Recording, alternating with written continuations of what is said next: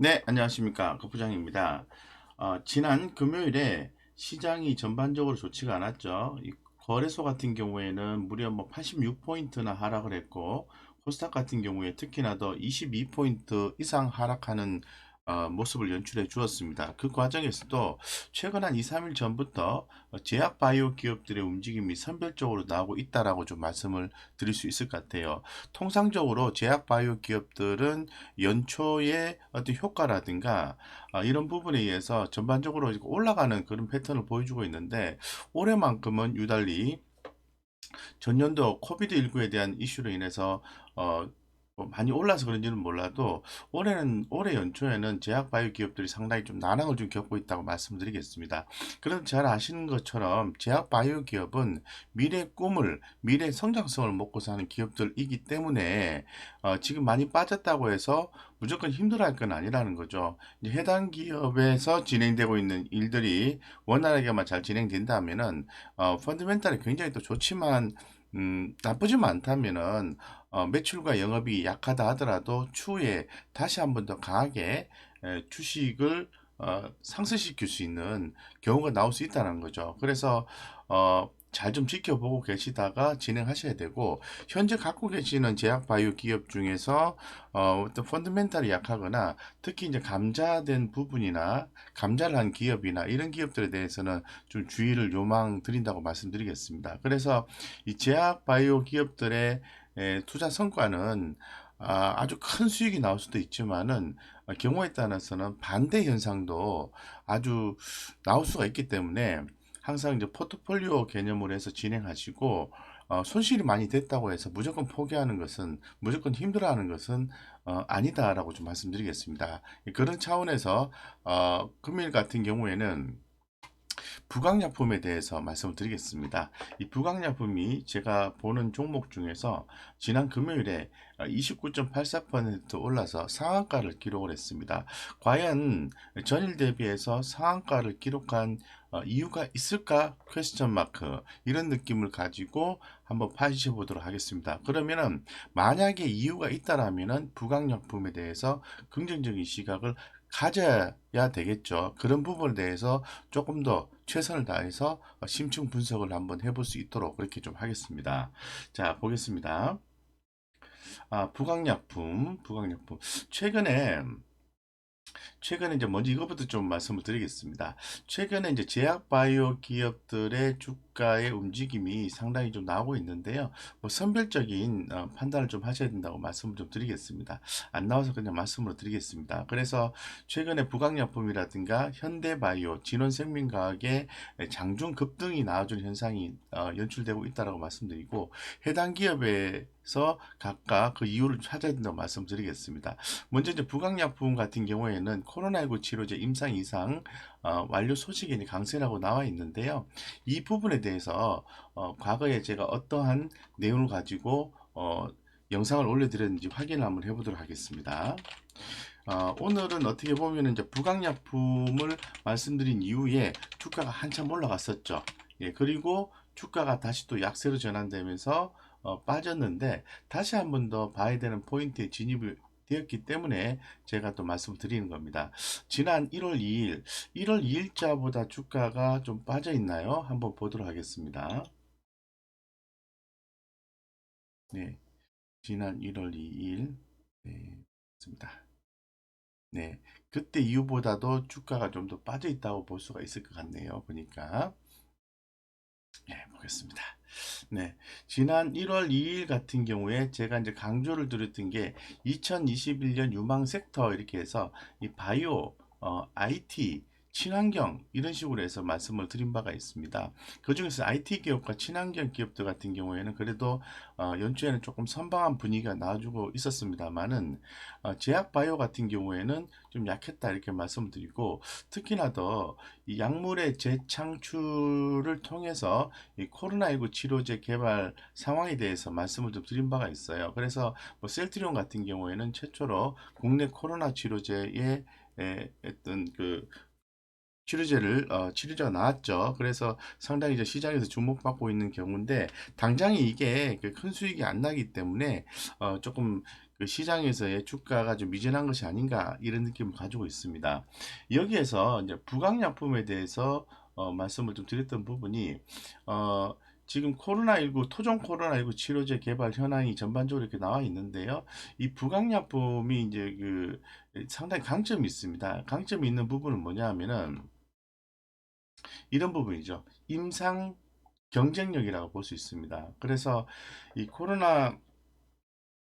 토종 코로나 관련된 부분이 올해 연초에 어느 정도 진행이 되고 올해 상반기 2021년 하반기쯤에는 완성이 되지 않을까 퀘스천 마크 이렇게 가져갈 수 있는 거죠. 그래서 여러 기업들이 있었습니다만은 여기서 보시는 것처럼 뭐 종근당, 대웅제약, 보강약품, 신풍제약 이런 기업도 있고 어, 네, 그리고 뉴젠 테라퓨틱스 이런 종목도 있고 크리스탈, 지노믹스 이런 기업들이 이 국내 코로나19 치료제 이제 개발하고 있는 현황을 볼 수 있는데 어떤 기업은 성공할 거고 어떤 기업은 실패할 거라 보는 거죠. 그래서 그 중에서 저는 그래도 부강약품 같은 경우에는 이 코로나 임상에 대한 경쟁이 있기 때문에 가장 좀 가능성이 높지 않겠는가 봤던 거죠. 그래서 뭐 작년 4월 14일이면 2020년입니다. 4월 14일 날 부강약품 식약처로부터 네보비르의 코로나19 임상 이상 어, IND를 승인받은 이후에 엔지케 생명과학과 신풍지역이 추가로 코로나19 임상 계획을 승인을 받았던 바가 있는 거죠. 그래서 어, 엔지케 생명과학을 마지막으로 코로나19 임상시험 계획 신청 공시가 없었던 것으로 보아서 당분간 한국의 상장사의 코로나19 상업 임상은 세계사로 보인다. 그 중에서도 부강약품의 임상에 주목할 필요가 있다라고 말씀을 드린 바가 있습니다. 그래서 지금 뭐 NGK 생명과학도 주가가 좀 많이 빠져 있고 신풍제약도 많이 빠져 있고 부강약도 많이 빠져 있는데 제가 1월 달에 말씀드렸던 것은 부강약품의 임상에 대한 부분을 말씀드렸던 거죠. 그래서 첫 번째 뭐 장점이라 할까요? 그런 부분을 좀 봤을 때는 음, 일단 그 임상 사이트 모집 환자 수가 가장 적다는 것입니다. 총 60명 대상 임상인데 임상 사이트로 8개로 가장 많고 때문에 한 병원당 환자가 7에서 8명 정도 모집하면 임상이 끝이다라고 얘기를 했던 바가 있습니다. 그래서 코로나가 종식될지 다시 유행할지는 예상할 수 없는 상황이기 때문에 지금은 좀 빠르게 효과를 입증하는 것이 무엇보다 이제 중요한 시기다라는 말을 해서 가장 빠른 결과 도출 일정을 잡는 것으로 그때 얘기를 했었죠. 그래서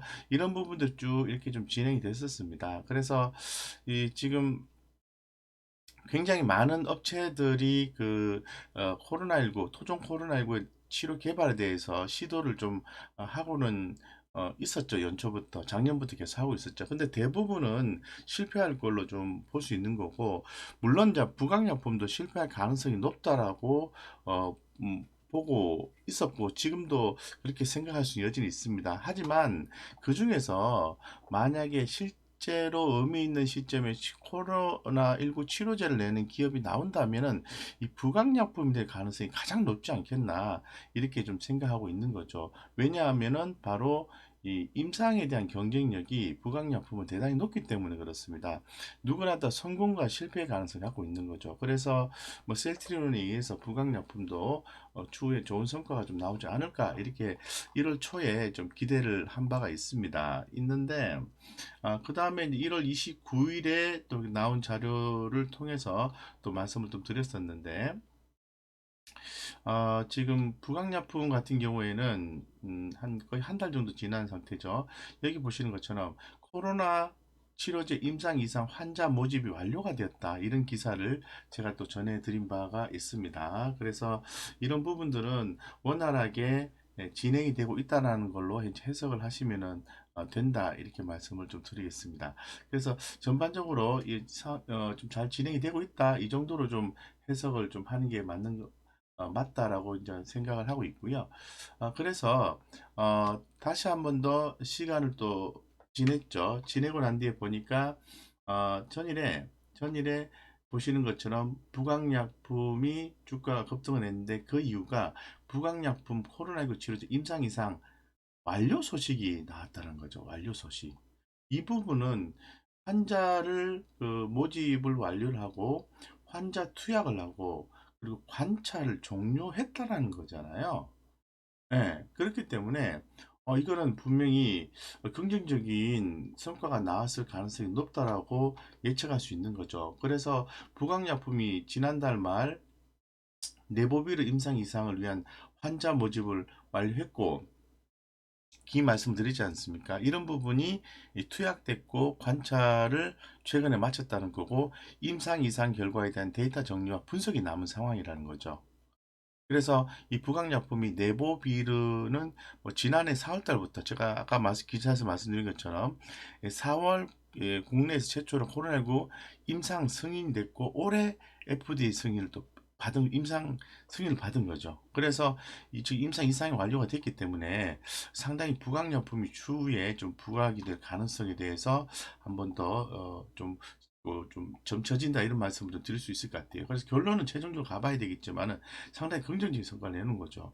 그래서 지금 제가 과거에 제가 말씀드린 것처럼 이, 이 부강약품이 2020년 작년 5월 달에 좀 말씀드렸던 투자 포인트는 뭐였냐면은 이 코로나19 치료제 이 네보빌의 임상 결과가 주가의 핵심이다라는 말씀을 좀 드린 바가 있습니다. 예, 그래서 국내 코로나19 치료제 관련해서 쭉 이렇게 진행될 것이다. 뭐 사실 뭐 작년 2020년 8월 달에 임상 결과 윤곽이 나올 것이다. 좋은 데이터가 창출되어서 치료제로 대안이 될 수 있는지에 대해서 결과를 지켜봐야 된다. 뭐 이런 얘기를 했었고요. 또한 동사가 5%대 지분을 보유한 미국 바이오 기업 에이서 테라퓨틱스 약 시총이 390억인데요. 코로나19 치료제를 3분기 임상 진행한다는 뉴스도 보도되었기 때문에 일단 네보빌의 임상 결과가 주가의 중요한 변수로 잡을 수 있다는 조사 분석자의 내용도 함께 좀 소개를 좀 해드리겠습니다. 그래서 전년도 5월 달부터 계속해서 부강약품은 무엇인가를 진행했던 거죠. 즉 코로나19 치료제, 토종 치료제에 대해서 최선을 다해서 일을 진행했다라고 현재로서는 평가할 수밖에 없지 않겠나 이렇게 생각하고 있습니다. 근데 사실 또 최근에 부강약품이 주가가 조금 더 하락한 이유에 대해서 좀 살펴볼 필요가 있을 것 같아요. 최근에 한 달 정도 주가가 좀 하락한 이유에 대해서 살펴보면은 이게 지금 데이터가 좀 안 뜨는데요. 제가 구두상으로 좀 말씀을 드리겠습니다. 여기서 보시는 것처럼 부강약품이 자 최근 주봉상 차트로 보겠습니다. 지금 1월 지금 3월이니까 2월 28일입니다. 금일이. 네, 지금 새벽에 좀 녹화를 하고 있는데 작년 2월 달, 예, 2월 달. 자, 주가가 이렇게 상당히 긍정적인 포인트가 좀 나왔었는데요. 주가가 어떤 코로나19에 대한 그런 부분들에 의해서 많이 올랐다가 주가가 좀 밑으로 빠졌는데 그 빠지는 부분에 대해서 또 일조를 한 부분이 이 부채가 1년 새에 80% 이상 좀 급증을 했다라는 부분입니다. 이 부분에 대해서는 한번 짚고 넘어가야 되는 부분이지 않겠나 이렇게 개인적으로 좀 생각을 하고 있습니다. 예, 그래서 지금 그 부분에 대해서 한번 살펴볼 수 있도록 하겠습니다. 지금 이 기사가 열리지 않아서 제가 구두로 좀 말씀드릴게요.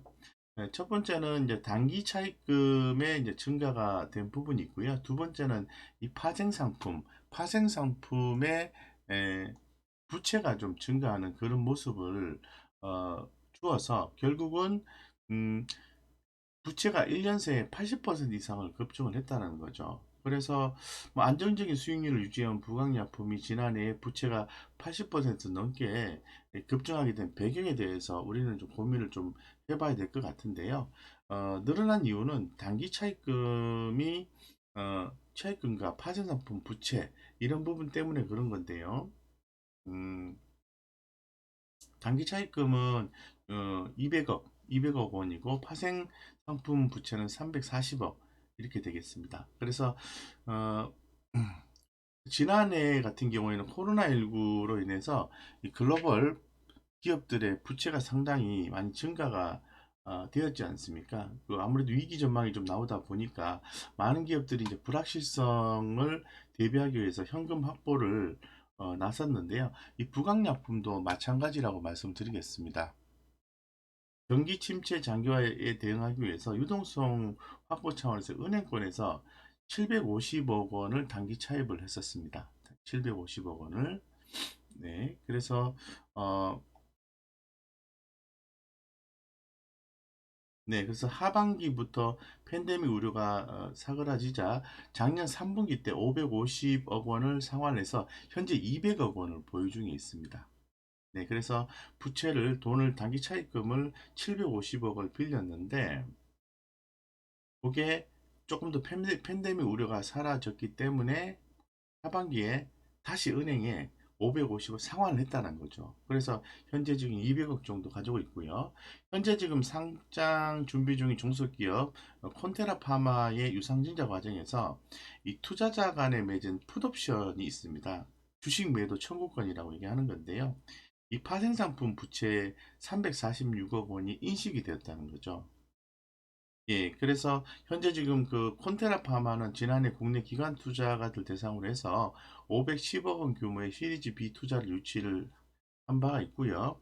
이 IPO 과정에서 만약에 문제가 발생했을 경우에는 보유 지분 전량을 부강약품에 매도하고, 그러니까 그 투자자가 부강약품에 지분을 다 넘기고 부강약품이 이에 대한 보상을 해야 된다는 거죠.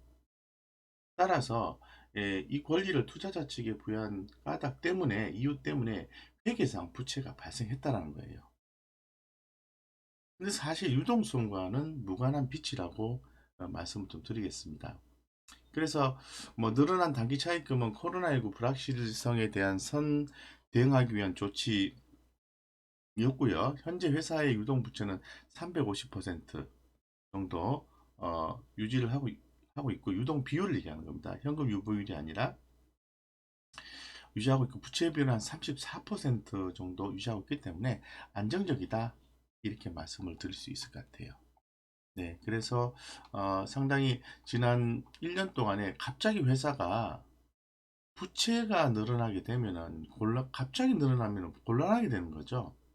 그래서 그 이유에 대해서 파악을 해보니까 그렇게 염려할 상황은 아니다 라고 결론 지어서 좀 말씀을 드릴 수 있도록 그렇게 좀 하겠습니다. 그렇게 해서 좀 화면이 열리지 않아서 제가 구두상으로 좀 말씀을 드렸습니다. 그래서 이런 부분은 해결된 거니까 자 그러면 이 부채에 대한 부분은 해결이 된 거고 그리고 내부 비례에 대한 임차된 결과가 결국은 주가의 변동성의 핵심이라고 말씀드렸는데 긍정적인 임상 이상에 대한 소식이 완료가 되었고 최근에 선별적이긴 합니다만은 이 바이오 기업들의 움직임들이 서서 나와주는 분위기 물론 이 분위기 가지고 투자를 할 수 없지만 서서 이런 분위기들이 이제 연출이 되면서 뭔가 좀 이제 조금 꿈틀거리는 상황이 되지 않았나 이렇게 좀 생각을 해볼 수 있을 것 같아요. 그래서 기사 플로우를 이게 보면은 지난 아까 제가 말씀드린 것처럼 올해 들어와서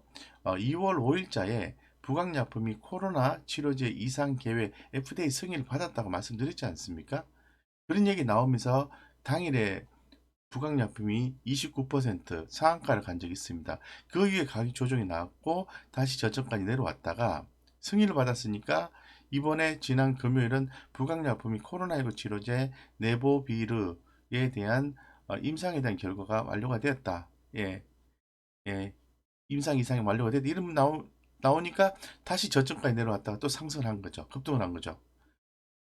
의미가 있지 않을까요? 저는 그렇게 생각을 합니다. 그래서 뭔가 좀 또 그동안에 또 부채가 또 증가한 부분이 있어서 의심이 갔지만은 오해를 좀 해소가 된 것 같고요. 그러면은 어떤 자회사의 상장이라든가 이 지분 가치 반영을 추후 예상할 수도 있는 거고 또 내보비르에 또 어떤 기대감이 또 발생하게 되는 거고 현재로서는 해외 쪽에 코로나19 치료제를 갖다가 접종을 하고 있지만은 어느 정도 시간이 지났을 때 국내 토종 코로나 부분들을 좀 더 우리가 나오게 된다면은 활용도가 더 높게 되겠죠, 당연히.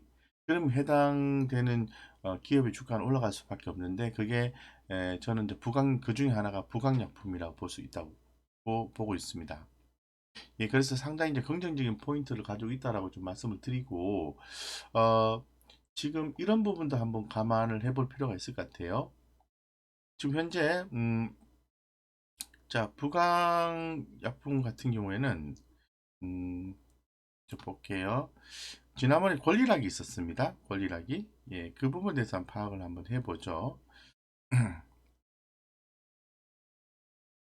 지금 자기주식 취득 결정이 있었고,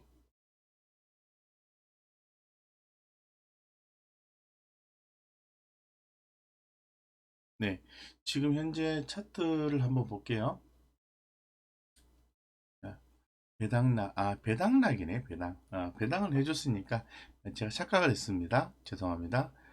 배당락이 있었고, 지금 제가 또 조금 더 주목해주는 그 내용은 회사의 주가의 그 하방 경직성 확보해 줄 수 있는 부분을 좀 생각을 해 봐야 되는데, 음,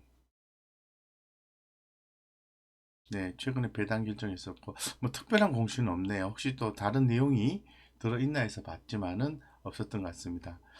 작년에 자기 주식을 취득을 해서 소각을 했다라는 부분은 주주 환원 정책에 있어서 상당히 친화적인 정책을 펼치고 있다는 것은 재차 확인을 좀 해볼 수 있을 것 같아요. 그래서 뭐 전반적으로 이제 부강약품에 대해서 좀 살펴봤는데요.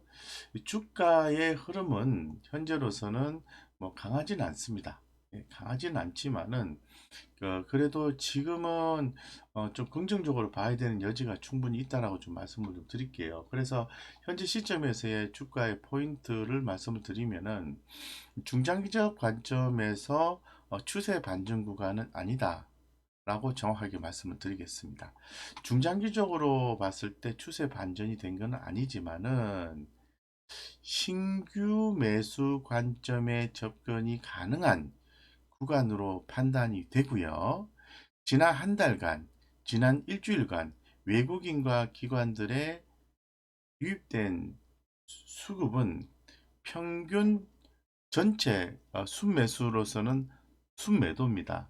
순매도인데 지난 금요일에 수급을 봤을 때는 좀 기관이 많이 팔기는 했습니다만은 외국인들이 이틀 동안 작은 소량이긴 하지만은 26,000주 이상 주식을 순매수해줬다는 측면과 또 세력 유입이 어느 정도 됐는지 확인을 해보니까 특히 이 한 번 주문 넣는데 큰 금액이 들어온 거죠. 5천에서 1억이 한 번에 들어오는 거. 매수 주문 건수가 1억 이상 주문이 한 번에 들어오는 건수가 매도보다는 매수가 더 많았다는 거예요. 이 부분이 조금 좀 냄새가 난다 이렇게 좀 표현을 해볼 수 있을 것 같아요. 그래서 지금부터는 부강약품에 대해서 관심을 가져야 되는 이 포인트로 말씀을 드리겠습니다. 그래서 제가 통상적으로 말씀을 드리고 있는 그냥 뭐 우리가 엄청난 차트 기법을 가지고 주식을 판단하는 게 아니라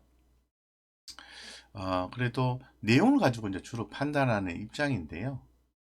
예, 제가 항상 저점과 고점을 어느 정도 설정을 해놓고 봤을 때 한 중간 정도까지 주가가 오게 되면은 매수 포인트가 나옵니다라고 기술적인 매수 포인트가 나옵니다라고 말씀을 좀 드린 바가 있어요.